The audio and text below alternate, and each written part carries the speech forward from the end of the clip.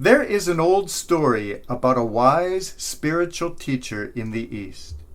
One day a young man came to him and said, "I want to learn from you the path to enlightenment." The teacher said, "You are not ready for that." The next week the young man came back and asked again to be shown the way to enlightenment, the way to God. Once again came the answer, "You are not ready for that." So it went week after week, until one day in frustration the young man came back and asked why he was being told he was not ready. The teacher said, "Come with me," and took the young man down to the river. Without warning, he shoved him into the river and held his head under the water. The young man was terrified and tried to raise his head but could not. He was held under the water until he thought he could not possibly hold his breath another second. Then he was released and came up, gasping for air. "Why did you do that to me?" he demanded. The old teacher replied, "Until you are craving for God as desperately as you were now craving for air, you are not ready." The path to God, the path to love shown to us by Christ, is not something we can do half-heartedly, not something that we do in our spare time. Sometimes we think we can do God when we have a few moments to ourselves as one of our many hobbies. No, it demands nothing less than total dedication.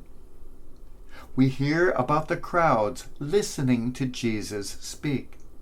It was a nice thing to do on a hot Sunday morning when there was nothing better to do. After all, there was no television back then.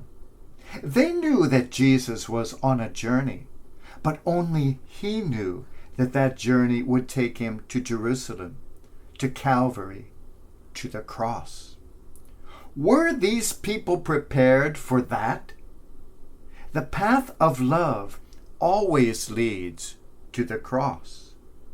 So in two short parables, he admonishes us that before we embark on any journey, we have to count the cost. When I was a child, I could see that my parents were always counting the cost.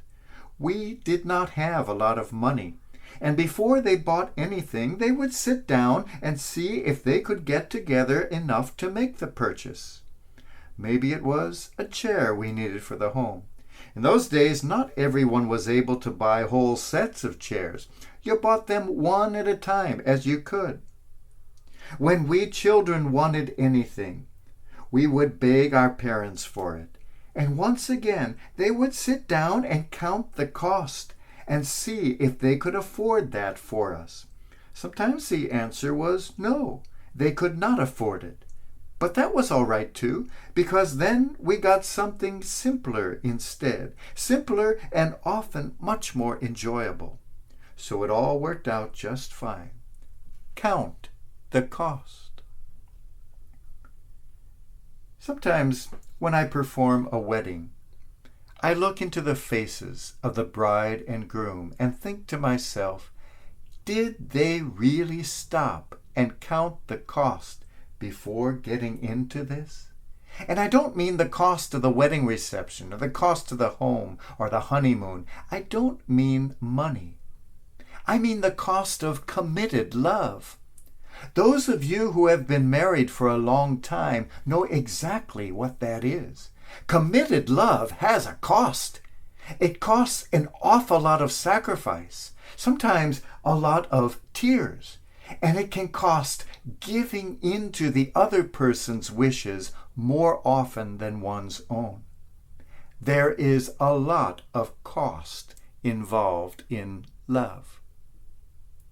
When parents decide to have children, they should really sit down and calculate the cost. Do I have what it takes? And once again, I do not mean just finances.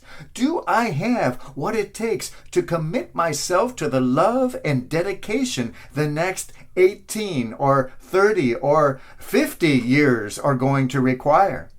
Do I have what it takes truly to raise the child and not let it grow like a weed, letting it do whatever it wants and giving it whatever it wants, so that it turns out to be a spoiled adult nobody wants to be around?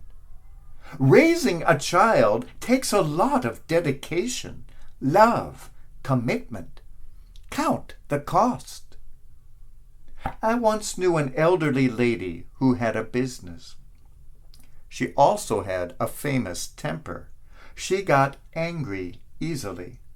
But one day she told me a secret. She said, "Whenever I get angry at someone, afterwards I have to sit down and ask myself, how much is it going to cost me to remain angry with this person?" Count the cost. Anger can be extremely expensive. Count the cost before trying to follow God, before embracing the way of love given us by the Christ. The crowds were following him in a momentary enthusiasm. Enthusiasm is a wonderful thing.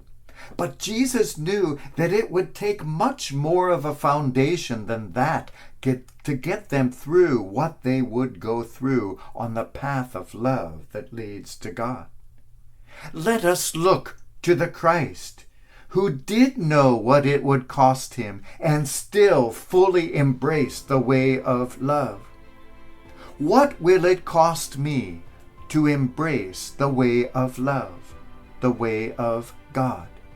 It will cost me everything, because everything I have will become completely different, completely transformed once I embrace the way of love.